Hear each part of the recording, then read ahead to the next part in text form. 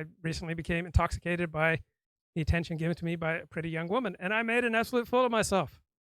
I vastly overestimated her level of interest in me. If you're living in reality and you're in a strong, healthy psychological, spiritual state, you're not going to become delusional because some pretty young woman gives you some attention.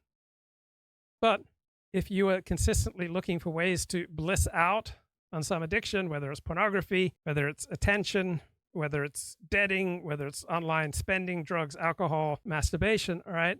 If you're consistently looking for ways to bliss out, right, you are going to consistently remove yourself from reality.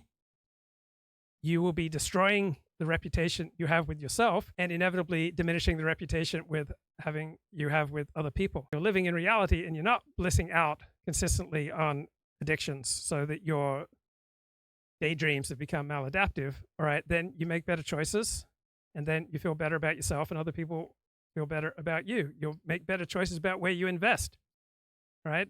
People like me often make terrible investment choices because we want to live in a world of delusion where we become rich and powerful, and so we're easy to turn into suckers.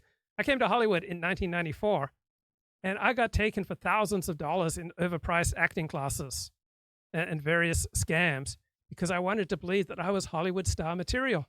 And so when these scammy operations, would peddle something to me, we're casting a movie, we think you'd be great, and they even place announcements in Variety about how Luke Ford is going to be starring in this new movie. And, I would part with hundreds and even thousands of dollars for people who had enabled my delusions. Then, I think late 1995 or 1996, I snapped out of the delusion that I was Hollywood star material. And then nobody ever took advantage of me in this way because I wasn't looking to be taken advantage of.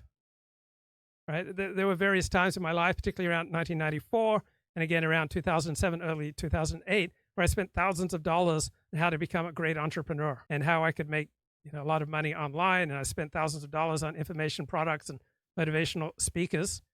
And then early 2008, I just snapped out of it. Right? I've never been taken in again.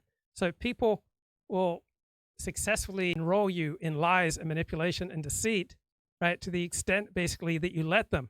But when you're living in reality, when you're honest about yourself, when you are cognizant of your own vulnerabilities, when you set yourself on a path of self-honesty, right, then when other people say something to you that does not make sense, right, you can immediately grok that they're trying to manipulate you consciously or unconsciously, and you don't get taken in by scams.